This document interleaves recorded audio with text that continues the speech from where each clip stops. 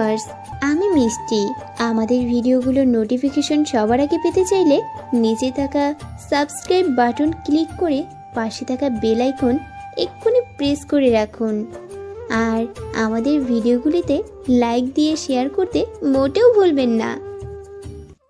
কিন্তু এখন কেন হাসছে? সাকিব ভাই কিছু বলতে যাবে, তখনই নিলয় বলে ওঠে, গ্যাং নিয়ে যে আসে সে গ্যাংস্টার, আর যে একা আসে সে রক স্টার। তোমার সাথে অনেকে আছে ব্রো, তুমি কখনো নিলয়ের সামনে একা আসোনি, কিন্তু নিলয় সবসময় একাই চলে, কারণ নিলয়ের কোনো গ্যাং লাগে না। নিলয় একাই একটা গ্যাং, আর আমি রাফিয়ান হয়ে থাকতে চাই। এখন বলুন, কেন নীলাকে মারতে হবে? সাকিব ভাই চুপ হয়ে যায়। নিলয়ের দিকে তাকিয়ে দীর্ঘ এক নিঃশ্বাস ফেলে। নিলয় আরও একটি সিগারেট চালায়। সাকিব ভাই জানে নিলয়ের খুব বিয়ার পছন্দ। সাকিব ভাই আবারও ইশারা করে। যুবরাজ বিয়ার হাতে নিলয়ের সামনে এসে দাঁড়ায়। নিলয় ভুরু কুঁচকে সাকিব ভাইয়ের দিকে তাকায়। সাকিব ভাই আজ সব কিছু সেজে নিয়ে এসেছে, এর কারণ আজ বড় কিছু হতে যাচ্ছে। নিলয় বিয়ারের বোতল হাতে নিয়ে ছিপি খুলে এক ঢোক গলাতে দিয়ে সাকিব ভাইয়ের দিকে তাকায়। সাকিব ভাই বসা থেকে উঠে দাঁড়িয়ে বলে, নীলা আমার বোন, বাপ একজন হলেও মা আলাদা। আর নীলার মাকে মানে আমার সৎ মাকে আমি নিজেই মেরে দিয়েছিলাম নিলয়, কারণ নীলার মায়ের জন্য যে আমার মা মারা গিয়েছিল। নীলার মা সংসারে আসার পর শান্তি ছিল না নিলয়। প্রতিনিয়ত বাবার সাথে আমার মায়ের ঝগড়া লেগেই থাকতো। আবার বাবা বাহিরে গেলে নীলার মায়ের সাথে ঝগড়া লেগে থাকতো। একদিন এসব সব কিছু সহ করতে না পেরে মা নিজ থেকেই মরে যায়। খুব ছোট ছিলাম নিলয় সে সময়। মায়ের মৃত্যুটা নিজের চোখে দেখতে হয়েছে আমার। সাকিব ভাই থামলেন। নিলয় যুবরাজকে ইশারা করে সাকিব ভাইকে একটা বিয়ারের বোতল দিতে বলল। যুবরাজ তাই করল। সাকিব ভাই বিয়ারের বোতল নিয়ে মুখ খুলে ঢকঢক করে কিছুটা বিয়ার খেয়ে চেয়ারে বসে পড়ে। নিলয়ও সাথে সাথে কয়েক ঢোক বিয়ার খেয়ে নেয়। সাকিব ভাই কিছু সময় থেমে থেকে আবারও বলে, ছোট থেকে মা বাবার ঝামেলা আমাকে কেমন যেন করে দেয়। মা যখন মারা যায় সেদিন মায়ের দিকে তাকাতে পারিনি কষ্টে। কেবল মনে হয়েছিল আমাকে সব ঠিক করতে হবে। জানি না সেদিন কি হয়েছিল। নীলার মায়ের খাবারে বিষ দিয়ে মেরে দিয়েছিলাম। মজার ব্যাপার কি জানো, ওই খাবার আমার বাপও খেয়েছিল, কিন্তু তিনি মরেননি। হয়তো তার হাড় শক্ত ছিল, তবে মরেছিল নীলার মা। নীলার তখন 1.5 বছর বয়স, ঠিকমতো হাঁটতেও পারে না। বাবার সাথে হসপিটালে দেখা করি। সে সময় আমি পরিবারের সবাইকে ঘৃণা করতাম। বাবার দিকে তাকিয়ে বলেছিলাম, বাবা কি দরকার ছিল আরেকটা বিয়ে করার? জানি না রে, ইচ্ছে ছিল তাই করেছিলাম। তোমাদের ইচ্ছের জন্য আমার মা আজ নেই। জানো, বাবা নীলার মাকে আমি নিজেই বিষ দিয়ে মেরেছি। তুমি ভালোবেসে নীলার মায়ের হাত থেকে খাবার খেয়েছিল, কিন্তু তুমি বেঁচে গেলে। তবে তোমাকেও মারবো আমি, কাউকে শান্তিতে থাকতে দেব না। কি? তুই একটা পাগল, তোকে বাড়িতে রাখা যাবে না। এভাবে কারো প্রাণ নিতে পারিস ভাবতে আমি অবাক হচ্ছি। এরপর বাবা নিজেই আমাকে পুলিশ ডেকে জেলে পাঠিয়ে দেয়। এরপর কিছু জানি না। যখন 20 বছর বয়স হয় তখন ছাড়া পাই। তবে একদিন শুনেছিলাম বাবার সব সম্পত্তি নীলার নামে লিখে দিয়েছেন তিনি, আর উনি স্ট্রোক করে মারা গিয়েছিলেন। অবশ্য ভালো হয়েছিল উনি মারা গিয়েছিলেন, না হলে আমি নিজেই মেরে দিতাম। সাকিব ভাই থেমে যায়। বিয়ারের বোতলে যতটুকু কোমল পানি ছিল সবটুকু তিনি খেয়ে বোতলটা পিচ ঢালা কালো রাস্তায় ছুঁড়ে মারলেন। নিলয়ও বোতলটা শেষ করে খালি বোতল ধরে বসে রইল। সাকিব ভাইয়ের চোখে মুখে রাগের প্রতিচ্ছবি নিলয় তা খুব ভালো করেই খেয়াল করেছে। রাফিয়ানের খেলাতে সবাই সাইকো, সবার মাথাতেই কেবল রক্ত আর খুনের নেশা। নিলয় কেবল ভালোবাসা পেতে সাইকো হয়েছে, আর সাকিব সাইকো হয়েছে খুনের নেশাতে। সাকিব ভাই বলে, ফিরে এসে দেখি নীলা আর সেখানে নেই। বাবা নাকি আমাকে জেলে পাঠানোর 2 মাস পরেই মারা যায়। আর নীলা চলে যায় তার খালার কাছে। নিকিতা বেগম, নীলার আপন খালা, ওরা শহরে চলে আসে নীলাকে নিয়ে। কারণ ওনাদের কোনো সন্তান ছিল না, নীলাকে তাদের সন্তানের পরিচয় দিয়েই বড় করেছে। বাচ্চা সব কিছু জানার পর কেন আমি তোমাকে নীলার পিছনে ঘুরতে দিয়েছিলাম? নেশা বুঝো? নেশা কারো থাকে মেয়ের নেশা, কারো থাকে টাকার, কেউ বা নেশায় পড়ে নেশাজাত দ্রব্যের উপর। পুরুষ যেন নিলয়ে, আসল পুরুষ তো সেই যে মেয়ে আর নেশাজাত দ্রব্য নিয়ে পড়ে থাকে, তাই না? মেয়ের নেশা বড়ই অদ্ভুত, কিন্তু আমার সেসব টানে না নিলয়ে। আমার টানে টাকা, খ্যাতি, পাওয়ার আর রক্তের নেশা। তুমি চাইলে তোমাকে টাকা দিয়ে ডেকে দিতে পারি, আমি চাইলে তোমাকে মারতেও পারি। জানো তোমাকে মারতে আমার কত টাকা খরচ করতে হবে? 10 কোটি। খুব অবাক হয়েছে, সামান্য একটা রাফিয়ানের জন্য এত টাকা কেন? নিলয় সাকিব ভাইয়ের দিকে তাকায়। বোঝাই যাচ্ছে সাকিব ভাই আগেই নেশা করে এসেছে। ওনার ঢুলু ঢুলু চাহনির কথা শুনে নিলয় বুঝতে পেরে গেছে। তবে সাকিব ভাই নেশা করলেও কখনো মাতাল হয় না, উনি সজ্ঞানেই কথা বলেন। এই প্রথম মানুষ যাকে নিলয় নেশার পরও সঠিকভাবে কথা বলতে দেখেছে। নিলয় বলে, নিলয়কে মারতে টাকার দরকার নেই ভাই। নিলয় মরে গুলিতে না, এই রাফিয়ান নিলয় মরে কাছের মানুষদের বিশ্বাসঘাতকতায়। তুমি আমাকে মারলে কষ্ট পাবো, কারণ তোমাকে ভালোবাসি। তোমার দেওয়া গুলি আমার শরীরে সহ্য করতে পারলেও এই মন সেটা নিতে পারবে না। কিন্তু নিলয়কে মারা আর সাপ লুডু খেলা একই কথা ভাই। নিলয়কে তুমি চিনো না। জানি না রে মা, আমি সব জানি। নীলার কাছে 50 কোটি টাকার সম্পত্তি পড়ে আছে, এ কারণেই তোকে ওর পিছনে লেলিয়ে দিয়েছি, যাতে সম্পত্তিগুলো আমার হয়। আর হবে হবে, আমার বোন তোকে ভালোবাসতে শুরু করেছে। মানে সে ভালোবাসতে শুরু করেছে মানে? সাকিব ভাই চুপ হয়ে যায়। ইশারা করতেই কয়েকজন ছেলে বড় কালো রেইনকোট পরে সাকিব ভাইয়ের পাশে এসে দাঁড়ায়।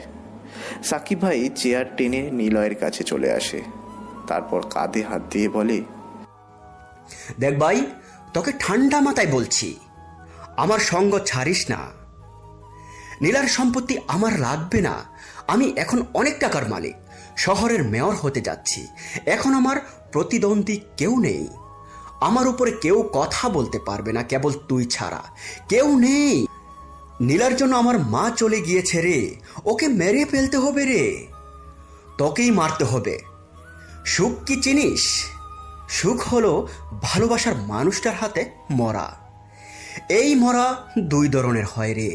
কারো ব্রেকআপ হলে তার সামনে অনুভূতি মরে যায় ভালোবাসার মানুষটার কাছ থেকে, তখন যে কষ্ট পায়, সে যদি দেখে তার সেই ভালোবাসার মানুষটা অন্য কারো থেকে কষ্ট পেয়েছে, তখন আগে যার মনের অনুভূতি মরে গিয়েছিল সে হাসবে, সে খুশি হবে, এটাই তার সুখ। আর আরেকটা হলো একেবারে মরা। আমি একেবারে মরতে চাই না, ভালোবাসি। আর এবার তুই তোর ভালোবাসাকে মারবি, আর আমি তা দেখে দেখে হাসবো। তোকে অনেক টাকা দেব, রোজ সকাল দুপুর বিকেল রাত একটা করে মেয়ে দেব রে। গাড়ি বাড়ি সব পাবি তুই, কেবল তুই নিজ হাতে নীলাকে মার। আমার স্বার্থটা কোথায় জানিস? তুই নীলাকে ভালোবাসার পরও মারবি, সে কষ্ট পাবে, আর তুই মারবি বলে তুইও কষ্ট পাবি। তোদের কষ্টের বাহরে আমি হাসবো, এটাই স্বার্থ। তুমি একটা পাগলা ভাই। আমি সাইকো রে, হ্যাঁ সাইকো দা রাফিয়ান। আমার অন্যের কষ্টে আনন্দ লাগে রে।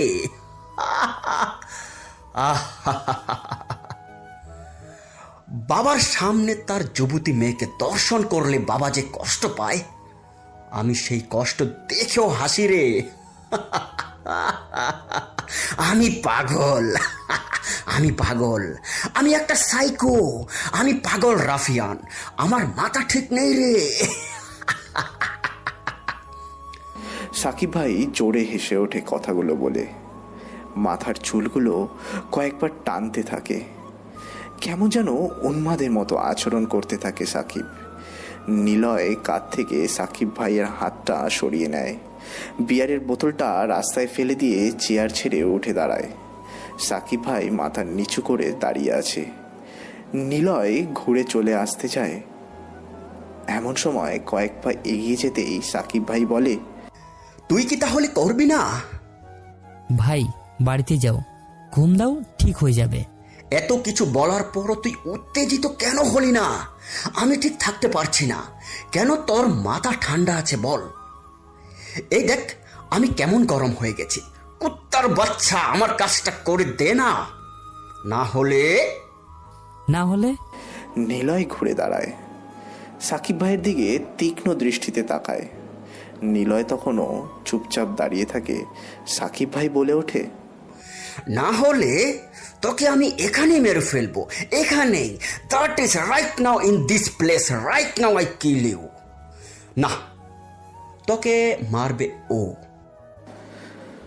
নিলয় পিছনে ঘোরবার আগেই শার্ট করে একটা গুলি চলে। নিলয়ের গা ঘেঁষে গুলিটা চলে যায়। পিস্তলের শব্দ শুনেই নিলয় বুঝে গিয়েছে খুব কাছ থেকেই গুলিটা করা হয়েছিল, তাই গুলিটা মিস হওয়ার কথা না, ইচ্ছে করেই গুলিটা মিস করানো হয়েছে। নিলয় পিছনে ঘুরে তাকায়, দেখে মেহেদি দাঁড়িয়ে আছে পিস্তল হাতে নিয়ে। নিলয় কিছু বলতে যাবে তার আগেই সাকিব ভাই বলে ওঠে, পরের বার গুলিটা মিস করবে না নিলয়, লাশটা এখানেই পড়ে থাকবে। বৃষ্টির পানিতে রক্তগুলো ধুয়ে যাবে। যা, শেয়ালে তোর মাংসগুলো কেড়ে কেড়ে খাবে, এর থেকে রাজি হয়ে যা। নিলয় হেসে ওঠে। সাকিব ভাই আরও কিছু বলতে যাবে, নিলয় তখনই নিচু হয়ে পায়ের চেন কভারে থাকা জুতোর সাথে আটকানো পিস্তল হাতে নিয়ে পরপর 5টা গুলি করে। প্রথম গুলিটা লাগে মেহেদির কপালে, তারপর সাকিব ভাইয়ের পেছনে দাঁড়ানো 4জন ছেলের বুকে লাগে। সাকিব ভাইয়ের দিকে পিস্তল তাক করে নিয়ে নিলয় বলে ওঠে, নিলয়ের কাছে কোনো পরের বার বলে কিছুই নেই ভাই, যা করে একবারই। নিলয়কে মারতে হলে প্রথমবারে মেরে দিবে, তৃতীয়বার মারতে গেলে নিলয় উল্টো তোমাকে মেরে দিবে ভাই। তোমাকে আমি মারবো না, তোমার পাগলাটে রাফিয়ান আমার বড্ড ভালো লেগেছে, আমি আরো খেলতে চাই ভাই, মাইন্ড গেম তোমার সাথে। নিলয়, আমাকে মেরে ফেল এখনই, না হলে একদিন দেখবি তোকে তোর কাছের মানুষগুলোই তোকে মারবে।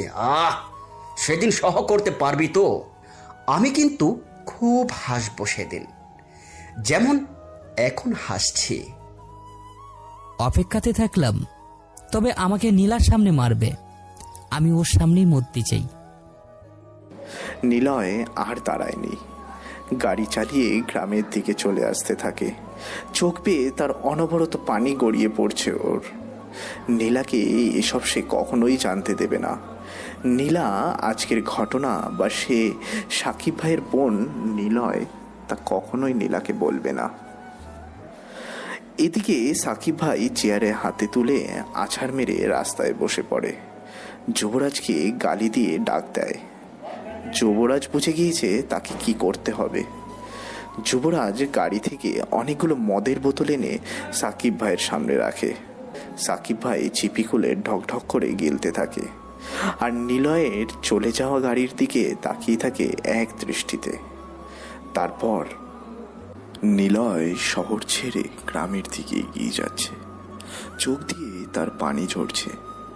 নিজেই নিজের উপর অবাক হচ্ছে যে অকারণে নিলয় আজ কাঁদছে বলে। ভোর হতে এখনো অনেকটা সময় বাকি। হাত ঘড়িটার দিকে তাকিয়ে দেখে 3:30 ছুঁই ছুঁই। নিলয় গাড়ি চালাতে থাকে। হঠাৎ করে গাড়ির আলোতে দূরে দেখতে পায় কয়েকটা ছেলে একটা মেয়েকে প্রায় টেনে হিচড়ে বনের দিকে নিয়ে যাচ্ছে। রাস্তা পার হতেই নিলয়ের গাড়িটা কাছে চলে আসে। প্রায় 3জন ছেলে একটা মেয়েকে বনের মধ্যে নিয়ে চলে যাচ্ছে। নিলয় সেখানে এসে থামায়। গাড়ি থেকে নেমেই বলে, কারা ওখানে?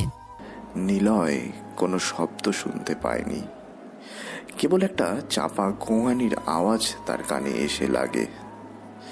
আওয়াজটা ক্রমশ দূরের দিকে চলে যাচ্ছে, যেন কাউকে খুব জোরেই মুখ চেপে ধরেছে, আর সে চিৎকার করতে গেলে গোঙানির শব্দ হচ্ছে।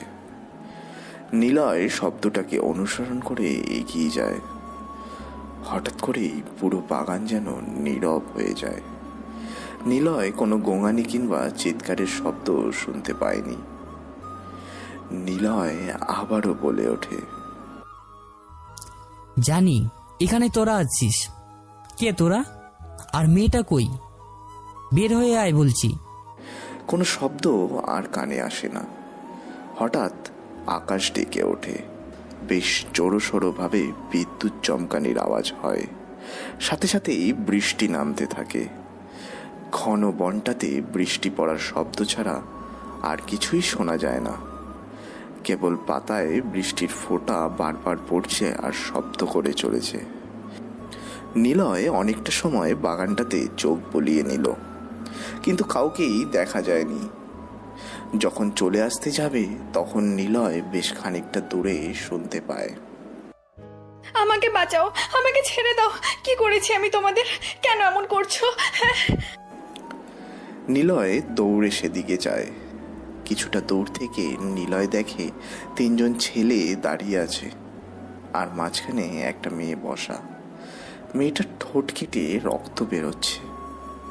ছেলেগুলোর মধ্যে একজন বলে, তোর খুব অহংকার না?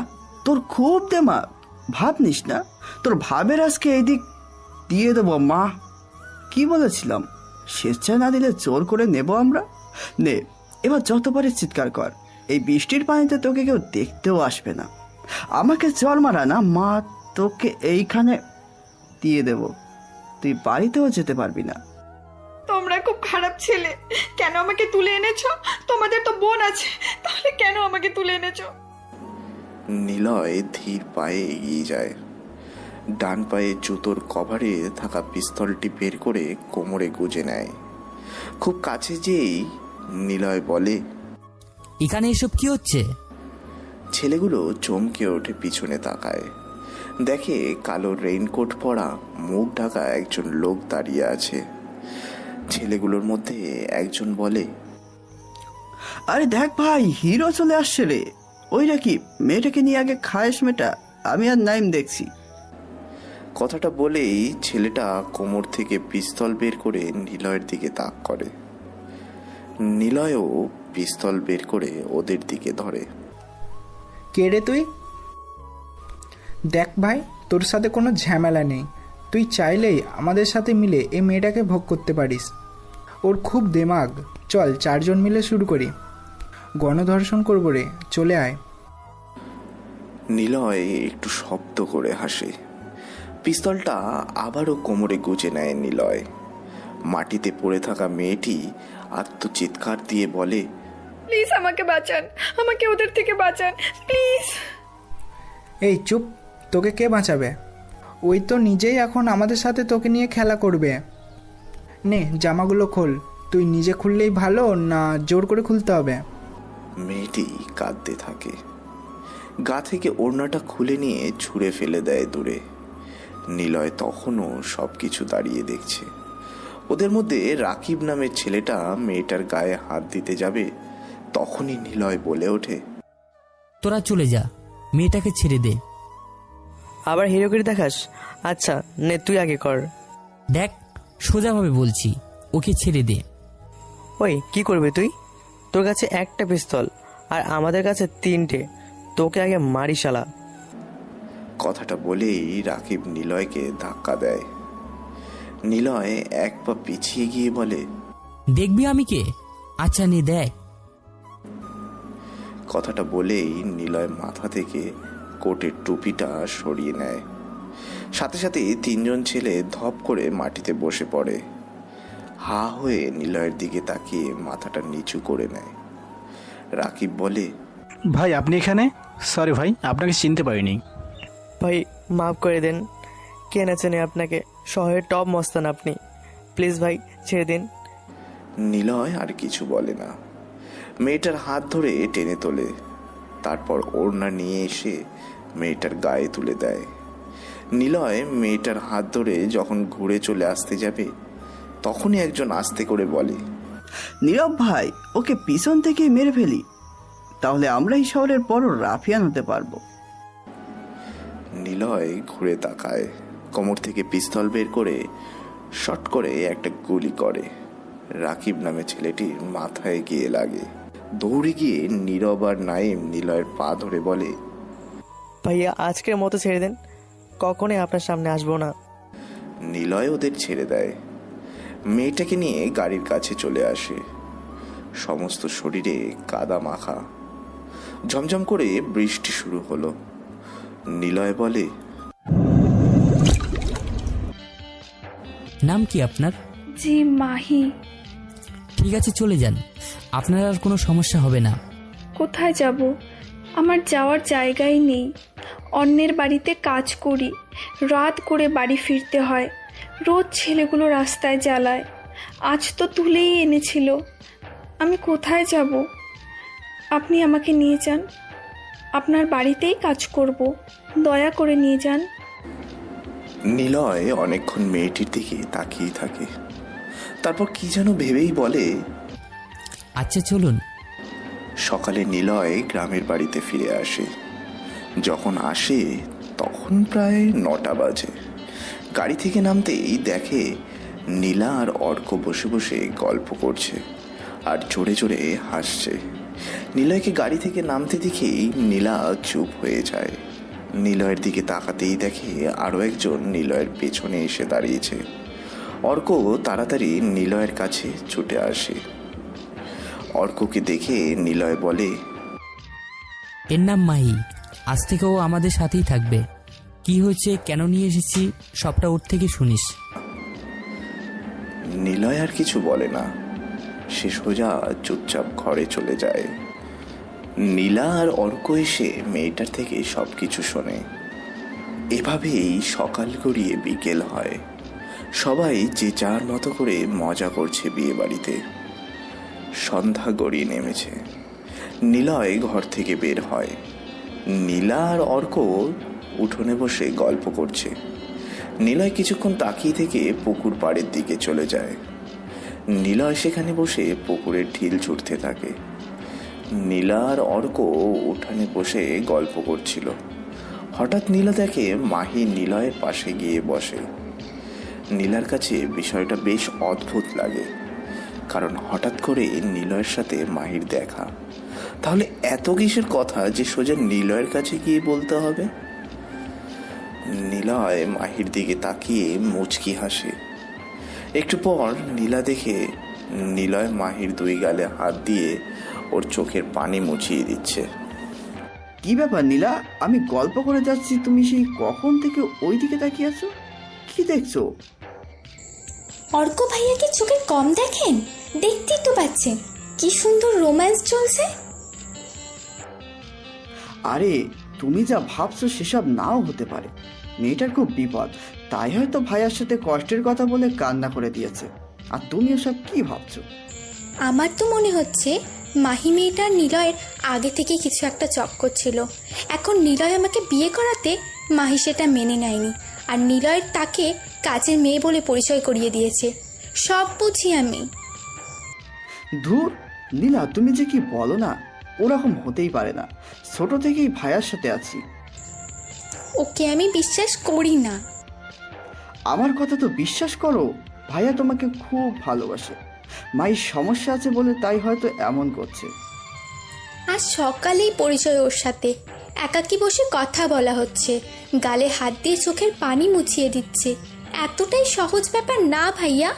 সে যদি অন্য কাউকেই ভালোবাসবে, তবে আমার জীবনটা এভাবে কেন নষ্ট করলো? আমি তার কি ক্ষতি করেছিলাম? নীলা, তুমি এমন ভুল বোঝো কেন? যদিও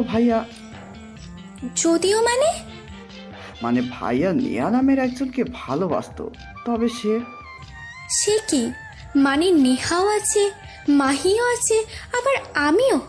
বাহ রে বাহ, তোমার ভাইয়া তো জঘন্য, আমারটা জানা ছিল না। রাতে না খেয়ে নীলা শুয়ে পড়ে। নীলা শুয়ে শুয়ে মনে মনে নিজেই বলতে থাকে, আমি নিলয়ের সাথে বিয়েটা মানি না। ঠিক আছে, তবু আজ কেন জানি মাহির সাথে নিলয়কে দেখে আমার খুব রাগ হচ্ছে। কেন জানি আমার এসব সহ্য করতে পারছি না। দূর, যার সাথে যা ইচ্ছা তাই করুক, তাতে আমার কি? নামেই বড় হলেও তাকে তো আমি ভালোবাসি না। তাহলে কেন কেন আমার রাগ হচ্ছে? আর নেহা, মাহি থাকতেও কেন আমাকে সে বিয়ে করলো? নীলা শুয়ে শুয়ে এসব ভাবছে। তখনই দেখে নিলয় দরজা ঠেলে ভেতরে প্রবেশ করছে। ভেতরে এসেই নিলয় নীলাকে ডাকে। নীলা, এ নীলা শুনছো? আমি জানি তুমি ঘুমাওনি, এদিকে তাকাও, নয়তো আমি কিন্তু জোর করে এইদিকে ঘোরাবো। আমার গায়ে হাত দেওয়ার কথা চিন্তাও করবে না, খুব খারাপ হয়ে যাবে বলে দিচ্ছি। কি ব্যাপার, এভাবে রেগে কথা বলছো কেন? আর তুমি না খেয়ে শুয়ে পড়েছো যে, শরীর ঠিক আছে তো? আর শোনো না, মাই তখন কি বলেছিল? খালি মাহি না, নেহাও আপনাকে কি বলেছে সেটাও বলেন। আর আমাকে টাচ করবেন না, আমার চিন্তা আমি নিজেই করতে পারবো। আর আমি না খেলে আপনার কি? আপনি আপনারটা খেয়ে নিন। কি সব বলছো? নেহাকে মায়ের কথা কি বলবো, মানে কি? কি সব বলছো আমি বুঝতে পারছি না। আর তুমি না খেলে আমি কিভাবে খাবো? উঠো, খাবার নিয়ে এসেছি, দুজন মিলে খেয়ে নিই। বাহ নিলয় সাহেব, বাহ, দারুণ মিথ্যে বলেন তো। নেহাকে চেনেন না, মাহির সাথে যে খুব মস্তি করলেন সারা রাত, তারপর সকালে তাকে বাড়িতে নিয়ে এলেন, মনে করছেন আমি কিচ্ছু বুঝি না। আর আমার সাথে একদম ন্যাকামি করতে আসবেন না। ইচ্ছা হলে খেয়ে নিন, আমি খাবো না। এই কি হয়েছে তোমার? জ্বরটর আবার আসেনি তো? মাথা ঠিক আছে তো? পাগলিদের মতো কথা বলছো, কই দেখি জ্বর এসেছে কিনা। নিলয় দেখে বলে। নীলার কপালে হাত রাখে। নিলয় সাথে সাথেই ঝটকায় নিলয়ের হাত সরিয়ে দেয়। তারপর হালকা ধাক্কা দিয়ে উঠে বসে নীলা বলে, আপনার সাহস হয় কিভাবে আমাকে স্পর্শ করার? বলছি না আমাকে একদম স্পর্শ করবেন না। কি ভেবেছেন আমাকে?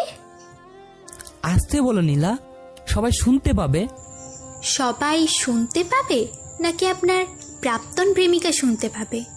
হয়তো এখনো অনেক প্রেম করে বেড়ান। কাল রাতে কোথায় ছিলেন? রাতে যখন রিমা এসে বলেছিল ভাইয়া বাড়িতে নেই, তখনই আপনাকে অনেক খুঁজেছি। এরপর রাতেই অর্ক ভাই এসেছিল, তাকে নিয়েও অনেক খুঁজেছি, কিন্তু কোথাও পাইনি। আমাকে কি বাচ্চা মনে হয়? আমার ভালোবাসা পাচ্ছেন না বলে প্রেমিকার সাথে রাত কাটাতে গিয়েছিলেন। যখন সে দেখলো আপনি আর তাকে চান না, সেও আর যেতে চায় না, অমনি তাকে বাড়িতে নিয়ে চলে এলেন আর সবার সাথে পরিচয় করিয়ে দিলেন সে ঢাকাতে গিয়ে বাড়িতে কাজ করবে। ছি, ভাবতেই আমার। আর হ্যাঁ, নেহা তো আপনার সত্যিকারের ভালোবাসা। সে কই? কদিন পর তাকে নিয়ে এসে বলবেন তো আপনার বোন হয়। আপনাকে দেখলে চরিত্রহীন ব্যক্তিরাও লজ্জা পাবে। নিলয় বিছনায় বসে থাকা অবস্থা থেকে উঠে দাঁড়ায়। মাথাটা ঝিপ দিয়ে ওঠে ওর। কেমন যেন চিনচিনে একটা ব্যথা মাথায় এসে ভর করেছে নিলয়ের। চোখ মুখ রাগে যেন ঝলসে যেতে থাকে। প্যান্টের পকেট থেকে একটা সিগারেট বের করে জ্বালিয়ে আবার ছুঁড়ে ফেলে দেয়।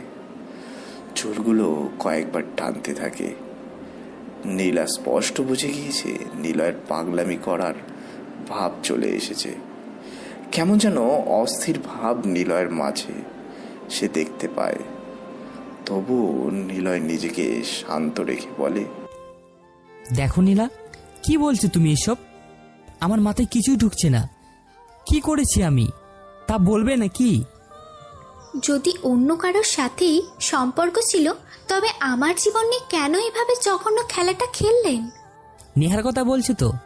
তাহলে নেহাকে যখন জানো সে কে হয় আমার, তাহলে যে তোমাকে নেহার কথা বলেছে সে নিশ্চয়ই বলেছে নেহা কোথায় এখন। আমি কি করে জানবো নেহা কোথায়? আপনি আমার সামনে থেকে যান। নিলয় বিরক্তিতে বিছানায় একটা লাথি দেয়। নীলা আরো রেগে গিয়ে বলে। নিলয় বিছানার এক পাশে গিয়ে বসে। মাথায় আর মুখে কয়েকবার হাত দিয়ে নিজেকে শান্ত করার চেষ্টা করতে থাকে ও। নীলার দিকে তাকাতেই নীলা চোখ ঘুরিয়ে অন্যদিকে ফিরিয়ে নেয়। নিলয় খুব শান্ত ভঙ্গিতে বলল, আমি তোমাকে কিভাবে যে বিশ্বাস করাবো? তোমার দেখায় আর শোনার মধ্যে ভুল আছে। কে তোমাকে এসব উল্টাপাল্টা শুনিয়েছে জানি না, তবে আমাকে বিশ্বাস করো। এখানে আমার বিশ্বাসের কিছু নেই। শুধু নেহা আর মাহি কেন, আরও 10টা প্রেমিকা থাকলেও আমার কিচ্ছু যায় আসে না। আর না কেউ কোনো ভুল কাহিনী শুনিয়েছে। আমার শুধু একটাই প্রশ্ন, আমি কি দোষ করেছিলাম? আমার জীবনটা নিয়ে কেন এই পুতুল খেলা খেললেন? আমি কোনো খেলা খেলিনি। আমি সত্যিই তোমাকে ভালোবাসি, শুধু তোমাকেই ভালোবাসি, আর কাউকে না।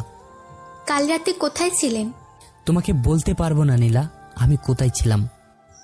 মিথ্যে গল্পও তো বলার সাহস নেই। দেখো নীলা, আমি অত শত বুঝি না। আমি তোমাকে ভালোবাসি, মানে খুব বেশি ভালোবাসি।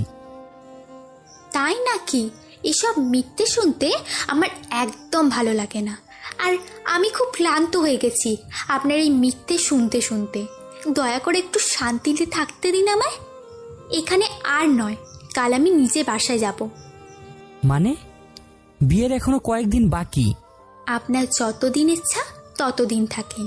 মাহি তো আছে, তবে আমি কাল যাচ্ছি। নীলা, আমি তোমাকে কিছু বলি না তার মানে এই না যে তোমার যা ইচ্ছে তাই করবে। দয়া করে এসব কথা বন্ধ করো। আমি নিজেকে নিয়ন্ত্রণ করতে পারছি না। পরে রাগের বশে কিছু একটা করে ফেলবো। আর ভুলে যেও না, আমি চাইলে অনেক কিছু করতে পারি। এখন চুপচাপ আছি শুধু তোমাকে ভালোবাসি বলে। দয়া করে ধৈর্যের পরীক্ষা নিও না নীলা। চুপ করে থাকতে কে বলেছে? আর আমি বলেছি যখন কাল আমি যাব তখন যাবই। আপনার এখানে থাকতে মন চাইলে মাহির সাথে যতদিন ইচ্ছে থাকুন, আমার কোনো সমস্যা নেই। আমাকে ছেড়ে দিতে চাইলেও বলবেন।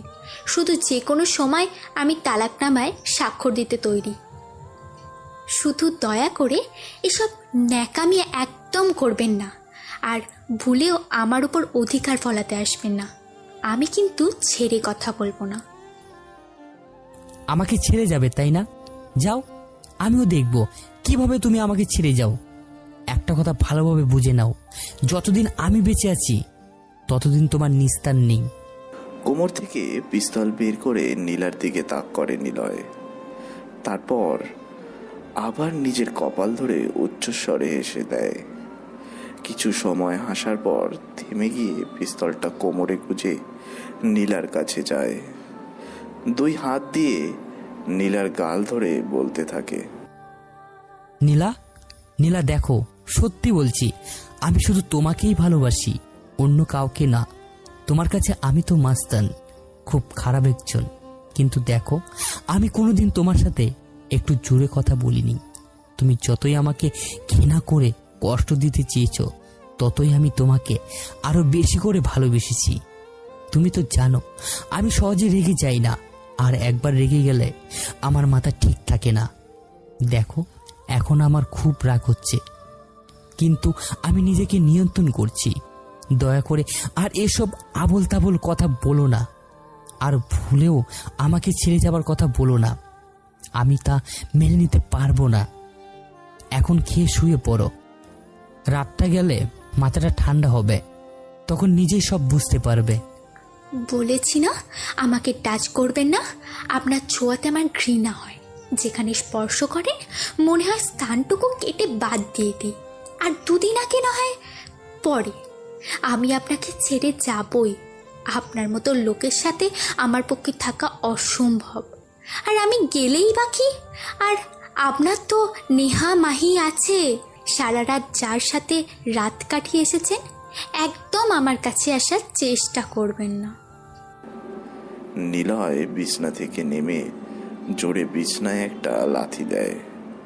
রুমের মধ্যে কয়েকবার পায়চারি করতে থাকে দ্রুত। তারপর আবার চুলগুলো টেনে ছিঁড়তে থাকে। কয়েকবার পিস্তল বের করে নীলার দিকে তাক করে আবার গুজে দেয়। শেষে প্রচণ্ড বিরক্তি আর রাগ নিয়ে নিলয় বলে, আমার স্পর্শে ঘৃণা হয় তাই না?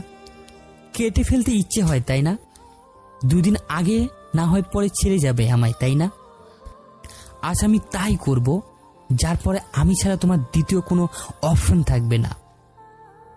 সবার কাছে আমি মাস্তান, সাইকো, রাফিয়ান একটা, কিন্তু তোমার কাছে আমি সবসময় ভালো থাকতে চেয়েছি, একজন আদর্শ বর হতে চেয়েছি। তোমার দেওয়া সব কষ্ট আমি তোমার ছেলে মানুষই বলে ভুলে গেছি। আজকেও বারবার বলেছি আমি কোনো ভুল করিনি, আর না কোনো মিথ্যা তোমায় বলেছি। দয়া করে আমাকে রাগিও না, কিন্তু আজ আমি তোমার শরীরের প্রতিটা অংশে স্পর্শ করব, দেখব তুমি কিভাবে আমায় ঘৃণা করো। তোমার সত্য মতোই ভেবেছিলাম, তোমার ভালোবাসা পেয়ে তোমার ইচ্ছে মতো আমি তোমাকে আপন করে নিব, কিন্তু তুমি বললে তুমি আমাকে ছেড়ে যাবে। আজকের পর দেখবে কিভাবে আমায় ছেড়ে যাও তুমি। এখন তাই হবে যা হয়তো হওয়ার উচিত ছিল না, কিন্তু তুমি আমাকে তা করতে বাধ্য করলে। আজ বড় হয়ে বউকে ধর্ষণ করব। আমি নিজেকে আর সামলাতে পারছি না। নিলয় খুব দ্রুত নিজের গায়ে জামাগুলো খুলতে লাগলো। নীলা ভয়ার্ত দৃষ্টিতে নিলয়ের দিকে তাকিয়ে আছে। নীলা হাবার মতো চেয়ে ভাবছে নিলয় এটা কখনোই করতে পারবে না। এটা ভাবার কারণ হলো নিলয় মাস্তান হলেও নীলার মনে এক মাসে নিলয়ের প্রতি ভরসা জন্মে গিয়েছিল, কিন্তু এখন নিলয় আর নিজেকে সামলাতে পারছে না। পারবেই বা কি করে? নিলয় আজকে যা শুরু করেছে তাতে করে রাগ নিয়ন্ত্রণ করা অসম্ভব। নিলয় নীলার ওড়নাটা টেনে ছুঁড়ে ফেলে নিচে। নীলা প্রচণ্ড ভয় পেয়ে দুহাত দিয়ে নিজেকে আঁকলে নেয়। নীলার দিকে ভয়ার্ত দৃষ্টিতে তাকিয়ে বলে, আমার কাছে আসবেন না নিলয়, এটা ঠিক না। আজ কোনো ঠিক ভুলের বিচার হবে না, আজ শুধু। নিলয় আর কিছু বলে না। নীলাকে জোরে ধাক্কা দিয়ে বিছনায় শুইয়ে দেয়। সাথে সাথে নিলয় নীলার ওপরে গিয়ে পড়ে। তারপরই নিলয় নীলার ঠোঁটে তার ঠোঁট মিলিয়ে দেয়। নীলা চিৎকার দিয়েও দিতে পারে না। একদিকে নিলয় তার স্বামী, অন্যদিকে নীলার ঠোঁট নিলয়ের ঠোঁটের গহীনে আবদ্ধ। নীলা নিজেকে ছাড়িয়ে নেওয়ার চেষ্টা করতে লাগলো, কিন্তু নিলয়ের পুরুষালী শক্তির কাছে নীলা আজ পরাজিত হলো। অনেকটা সময় ওভাবেই থাকার পর নিলয় ইচ্ছে করেই একটু ছেড়ে দেয়। নীলা হাঁপাতে হাঁপাতে বলে, নিলয়, এখনো সময় আছে, দয়া করে আর এগোবেন না। আমার জীবনটা এভাবে শেষ করবেন না। আপনি যা করছেন তা ঠিক নয়। আপনাকে আমি পছন্দ করি না, ভালোবাসি না। আপনার কোনো অধিকার নেই আমাকে ছোঁয়ার। স্বামী হওয়ার সুবাদে আপনি আমার সাথে যা ইচ্ছা তাই করতে পারেন, কিন্তু আমার তা পছন্দ না। কারণ এসবের মাঝে ভালোবাসা না থাকলে পূর্ণতা আসে না। আপনাকে আমি ঘৃণা করি, প্লিজ আমাকে ছেড়ে দিন। ঠিক বলে হিসাব করার অবস্থা এখন নেই, আর আজ আমাকে বাধা দিও না নীলা। তুমি আমাকে পছন্দ করো আর নাই করো, আমি তোমাকে ছাড়ছি না। আজ এই পর্যন্ত এই নীলয় কখনো কোনো মেয়ের দিকে বাজে দৃষ্টিতে তাকায়নি, কোনো খারাপ কথাও বলেনি। নীলয় এমন একজন যার সামনে মেয়েরা নিজের থেকে এসে কামনার যন্ত্রণায় ডাক দিলেও নীলয় ফিরে তাকায় না, কারণ নীলয় চায় ভালোবাসার একটা সম্পর্ক যা তোমার আর আমার মাঝে হওয়া উচিত। আমি মানছি আমি খারাপ একজন, তোমাকে পেতে যা ইচ্ছে করতে পারি। চাইলে তুমি কেন, যে কোনো মেয়েকে তার শরীরে নিজের কামনার দন্তে বসিয়ে দিতে পারি, কিন্তু সেসবের মাঝে ভালোবাসা থাকবে না। থাকবে এক ধরনের পেশাচিক ক্ষুধা যা এখন আমার মাঝে এসে ভর করেছে। আজ আমি শুধু তোমায় ভালোবাসতে চাই, আপন করে পেতে চাই, আর কিছু না। আমাদের মাঝে আর কোনো দূরত্ব নয়, এই দূরত্ব আমাকে তিলে তিলে শেষ করে দিয়েছে। আজকের পর তুমি যা ইচ্ছে ভাবতে পারো, যাই আসবে না আমার। নিলয় আর কিছু বলে না। ধীরে ধীরে নীলার শরীরের ওপর নিজেকে পৈশাচিক থাবা বসাতে লাগলো। নীলা যতই দূরে সরানোর চেষ্টা করতে থাকে, নিলয় ততই যেন হিংস্র হয়ে যায়। নীলা একসময় চুপ হয়ে যায়। জীবনে কখনো এতটা অসহায় বোধ ওর আগে কখনো হয়নি। এখন যতটা না হচ্ছে। ধীরে ধীরে নিলয় পুরোপুরিভাবে নীলার ওপর তার কর্তব্য বসাতে থাকে। রাত তখন 3টে বাজে। নিলয় চেয়ারে বসে হেলান দিয়ে এক মনে সিগারেট টেনে চলছে। বিছনায় হাঁটুর সাথে মাথা লাগিয়ে ছেঁড়া ফাটা জামায় বসে থাকা নীলা অনবরত কেঁদেই চলেছে। কেউ কোনো কথা বলছে না, কেবল দুজন মানুষ চুপ হয়ে অন্ধকার ঘরে বসে আছে। একজন নিজের রাগ মিটিয়ে নিকোটিনের নেশায় ডুবে আছে, আর একজন নিজের রাগের জন্য আফসোস করে আজ সব কিছু হারিয়ে বসে বসে কান্না করছে। সহজে রাগ করি না নীলাভ, চেয়েছিলাম তোমার মাঝে আমার প্রতি ভালোবাসা জমাতে, কিন্তু সেটা আর হলো কই। আমি যা করি সেটার ব্যাপার আমাকে যা ইচ্ছে বললেও আমি তা মেনে নিই, কিন্তু যেটা আমি করি না সেটার ব্যাপারে আমাকে একটা কথা বললেও আর ঠিক থাকতে পারি না, প্রচণ্ড রাগ ওঠে। বারবার বলেছিলাম নেহাকে আমি ভালোবাসতাম অনেক আগেই, সে মারা গিয়েছে, এটা জানো না? জানো তুমি নেহাকে আমি ভালোবাসি, কিন্তু নেহা নেই। আর কাল রাতে আমি রাস্তায় মাহিকে পেয়েছি। রাতে আমি সাকিব ভাইয়ের সাথে ছিলাম, কারণ না থাক, আমি দোষী, আমি সব কিছু করেছি। এখন যা হয়েছে তা ঠিক হয়েছে।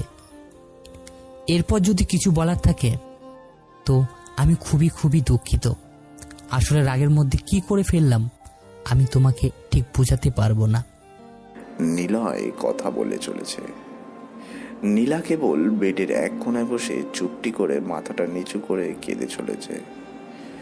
নীলার আজ খুব অসহায় লাগছে। নিলয় যা বলছে তা একটা ওর হয়তো কানে যাচ্ছে না। নীলা কেবল বাকরুদ্ধহীন হয়ে কান্না করে চলেছে। মাঝে মাঝে নীলয়ের উচ্চস্বরে হাসির শব্দ শুনতে পাচ্ছে ও। নীলার কানে একসময় আজানের ধ্বনি আসে। সকাল হতে চলেছে। কোনো রকমে নীলা উঠে শাওয়ার নিয়ে গোসল শেষ করে বিছনায় আসে। নিলয় তখনও চেয়ারে বসে আধাশোয়া হয়ে পড়ে আছে।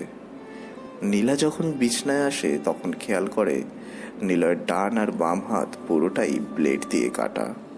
রক্ত এখনো ঠিক মতো জমেনি, সারা মেঝে রক্তে একাকার। ডান হাতের কিছু জায়গায় এতটাই বাজেভাবে নিলয় কেটেছে সেখান দিয়ে মাংস বের হয়ে আসে।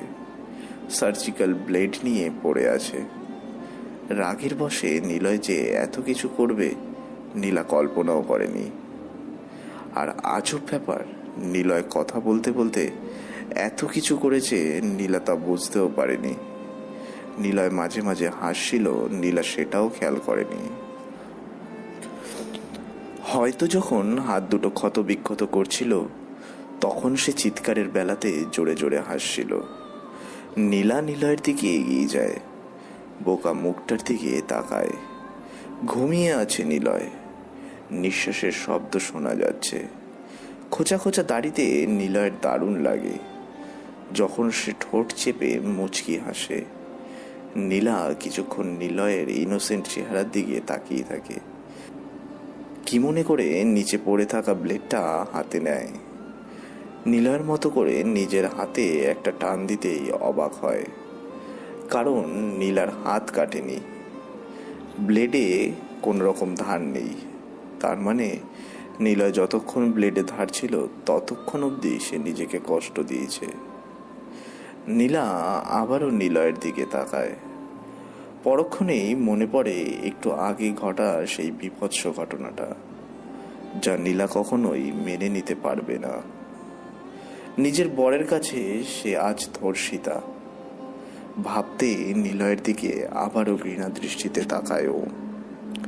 নীলা আর কিছু ভাবতে পারে না, বিছনায় গা এলিয়ে দেয়। ক্লান্ত থাকায় কখন যে ঘুমিয়ে পড়ে নীলা তা খেয়ালই করেনি। নীলা, কিরে মা, এত বেলা হয়েছে, উঠছিস না কেন? নীলা খেয়াল করে কে যেন মাথায় হাত বলিয়ে দিচ্ছে। অন্য হাত নীলাকে স্পর্শ করছে। তাই ঘুমের ঘোরেই নীলা লাফিয়ে ওঠে। তাকিয়ে দেখে নিলয়ের মা তার মাথায় হাত বুলিয়ে দিচ্ছে। নীলা আর চোখে পাশে তাকায়, নিলয়কে দেখে, কিন্তু নিলয় সেখানে নেই। নিচে তাকায়, সেখানেও কোনো রক্ত নেই, একদম পরিষ্কার। নীলা নিলয়ের কথা জিজ্ঞেস করতে যাবে, তখনই ওর মা বলে ওঠে, বেলা 12টা বেজে গেল, নিলয়কে ঘরে দেখলাম না, কইও? আর তুইও উঠছিস না, কি ব্যাপার? কিছু হয়েছে রে মা? নিলয় কোথায় আমাকে বল। নীলা আর নিজেকে সামলাতে পারে না, নিলয়ের মাকে জড়িয়ে ধরে ফুপিয়ে কান্না করে দেয়। নিলয়ের মা নীলার মাথাটা নিজের কোলে নিয়ে মাথায় হাত বুলিয়ে দেয়। কিছু সময় পর নিলয়ের মা বলে, আমাকে কিছু বলার দরকার নেই রে মা, আমি সব জানি। নিলয় রাতে 4টের সময় আমাকে ডেকে সব বলেছে। আমি নিজের কানকে বিশ্বাস করতে পারছিলাম না যে নিলয় এমন কিছু করবে। সে মস্তান জানি, কিন্তু এতটাও খারাপ না যা তুই ভাবছিস। জানিস নীলা, নিলয় কিন্তু আমার আপন ছেলে না। নেহার কথা তো তুই জানিসই। নেহা নিলয়কে ভালোবাসে, নিলয়ও নেহাকে ভালোবাসত, কিন্তু ও যে মস্তান ছিল, আর নেহাকে ওর মস্তানির জন্যই চলে যেতে হয়। নিলয়কে মারতে পিছন থেকে একটা ছেলে আসে, আর নেহা তখনই নিলয়কে বাঁচানোর জন্য নিজের প্রাণ দেয়। নিলয় খারাপ না রে মা, ওকে আমরা চিনি। সে শহরের মাস্তান হতে পারে, হবেই বা না কেন, ছোট থেকে তো সে সঠিক শিক্ষাটাই পায়নি, তাই এমন হয়ে গেছে। তোর ভাইয়ের সাথে মিলে সে মস্তানি করে বেড়ায়, কিন্তু সে খারাপ না। নীলা শোয়া থেকে উঠে বসে, নিলয়ের মায়ের দিকে অবাক চোখে তাকায়। নীলা যেন বোকা হয়ে যায়। নিলয়ের মায়ের থেকে সব শুনে নীলা কেবল বলে ওঠে, মানে আপনি সব কি বলছেন? আপনি ওর মা নন? আর আমার আমার ভাইয়া আসবে কোথা থেকে? আমার তো কোনো বোন বা ভাই নেই। নিলয় তোকে এসব বলেনি? কি বলবে ও? আমি ঠিক বুঝতে পারছি না। সাকিবের নাম শুনেছিস কখনো? সাকিব কাল রাতেও হয়তো বলেছিল। শহরের মেয়র যে হতে যাচ্ছে। ও, দেখেছিলাম টিভিতে, নতুন মেয়র হতে যাচ্ছে। আবার শুনেছিলাম মাহফুজ মেয়রের নিকলচেও নাকি তার হাত ছিল। ওই সাকিবই, ওটাই তোর ভাই। ভাই বলতে সৎ ভাই। কি বলছেন এসব? ও আমার ভাই, আবার সৎ ভাই? ঠিক বুঝতে পারছি না। তোর বাবা মাকে গিয়ে জিজ্ঞাসা করিস। এখন খেতে যাবি, বাড়িতে অনেক লোকজন। বিয়েটা শেষ হোক, তুই সব জানতে পারবি। নীলা কেবল বোকার মতো তাকিয়ে আছে। মাথার মধ্যে কতগুলো প্রশ্ন এসে ঘুরপাক খাচ্ছে। সব কিছু জানার জন্য মনটা উৎকণ্ঠার হয়ে পড়ে আছে। তবে সেসব প্রশ্নের সবগুলো উত্তর একজন মানুষের কাছেই আছে, আর সে হলো নিলয়। নীলা ঘর থেকে বের হয়। নিলয়কে অনেকবার মনে মনে খুঁজেছে। অনেক লোক থাকায় ঠিক নিলয়কেও খুঁজে পাচ্ছে না। মাহিকে দেখেছে রিমা আর তার মামাতো বোনের সাথে কাজ করতে, কিন্তু নিলয় কোথায়? আর এদিকে নিলয় দামি সোফাতে আধা শোয়া হয়ে বসে আছে, দু হাতেই তার ব্যান্ডেজ। কিছু সময় আগে একটা স্যালাইন শেষ হলো। এখন নিজেকে অনেকটা শক্ত লাগছে। বড় বাড়ির মধ্যে কেবল দুজন মানুষ, নিলয় আর সাকিব ভাই। নিলয় সাকিব ভাইয়ের বাড়িতে এসে বসে আছে।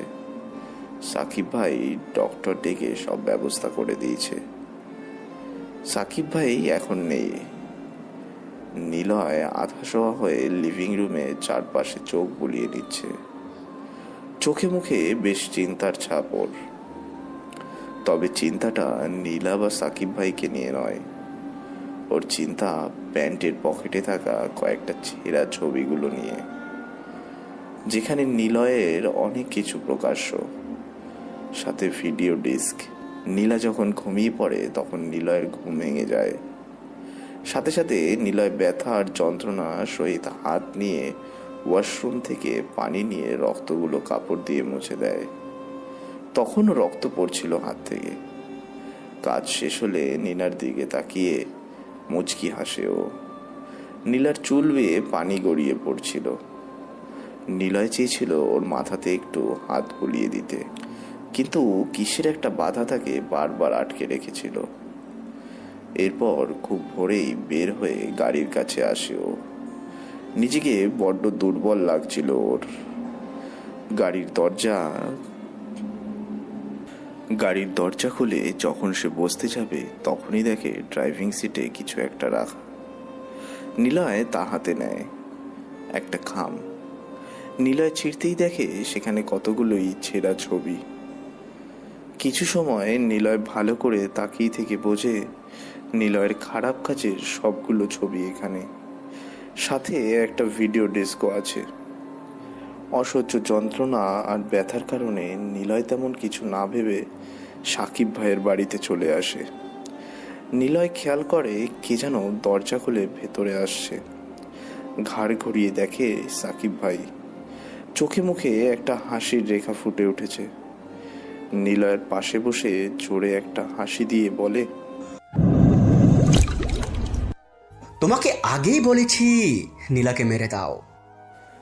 নিলয় আধা শোয়া থেকে উঠে বসে। সাকিব ভাইয়ের দিকে তাকিয়ে মুচকি হাসে। সাকিব ভাই নিলয়ের দিকে তাকিয়ে হাসে, তারপর একটু জোরেই বলে, ওই মঈন, নিলয়ের জন্য দামি বিয়ারের বোতল আর আমার জন্য স্কচ নিয়ে আয়। নিলয় সাকিব ভাইয়ের দিকে তাকিয়ে বলে, ভাই কিছু খাবো না। কেন? তুমি বিয়ার খাবে না? এটা কি হয়? তুমি নিলয় তো? বাদ দাও, তোমার জন্য পকেটে একটা জিনিস আছে, বের করে দেখো। সাকিব ভাই নিলয়ের পকেট থেকে খামটা বের করে। খাম থেকে ছবিগুলো দেখতে থাকে ও। একটা ছবির দিকে তাকিয়ে সাকিব অনেক অবাক হয়, যেটাতে স্পষ্ট দেখা যাচ্ছে মাহফুজ সাহেবের লাশটা নিজ হাতে মাটির নিচে পুঁতে দিচ্ছে, আর কে যেন তার সামনে থেকে ছবিটা তুলেছে। তারপর আরও একটা ছবির দিকে তাকায়, সেদিনেরই ঘটনার ছবি, যেখানে নিলয় আর সাকিব ভাই রাস্তার মধ্যে চেয়ার নিয়ে বসে আছে। তুমি এসব ছবি কই পেয়েছো? আমি শেষ নিলয়, আমি শেষ। আমি মেয়র হতে চাই। আমাকে যেভাবেই হোক মেয়র বানাতেই হবে তোমার। হা, তোমার তো অনেক টাকা। কে করলো এসব? কে করতে পারে? আমিও খুঁজছি। No Niloy, no. তাকে না পেলে সবকিছুই শেষ। ফুল প্রুফ প্ল্যানিং আমার শেষ হয়ে যাবে। নিলয় কিছু বলে না, সবকিছু অন্যরকম হয়ে যাচ্ছে। নীলার কথা খুব মনে পড়ছে নিলয়ের। কাল রাতে হয়তো নীলার সাথে জোর না করলেও পারত। কি থেকে কি হয়ে গেল নিলয় নিজেই তা বুঝতে পারেনি। যখন বুঝেছে সব তার দোষ, তখনই সে তার হাত কেটেছে। নিজের ওপরেই নিলয় সবসময় রাগ দেখিয়েছে, যার ফলস্বরূপ সে এখন সাইকো। মঈন সাকিব ভাইয়ের কথা মতো সব কিছু নিয়ে হাজির, কিন্তু সাকিব ভাইয়ের মুখে স্পষ্ট চিন্তার ছাপ দেখা যাচ্ছে। নিলয় মঈনকে সাকিব ভাইয়ের দিকে সবকিছু এগিয়ে দিতে বলল। অর্ক ভাইয়া, নিলয়কে দেখেছেন? অর্কের পাশে এসে নীলা বসে। শুকনো এক দৃষ্টিতে অর্ক নীলার দিকে তাকায়। নীলা অর্কের দিকে তাকিয়ে প্রশ্নটি করে। অর্ক জানে না নিলয় কোথায়, তবুও বলে, গিয়েছে কোথাও। কেন, ওর কথা কি খুব মনে পড়ছে? না, ওর কথা আমার মনে পড়বে না। আচ্ছা অর্ক ভাইয়া, নিলয় কি ওনাদের ছেলে না? মানে নিলয়ের কি কেউ নেই?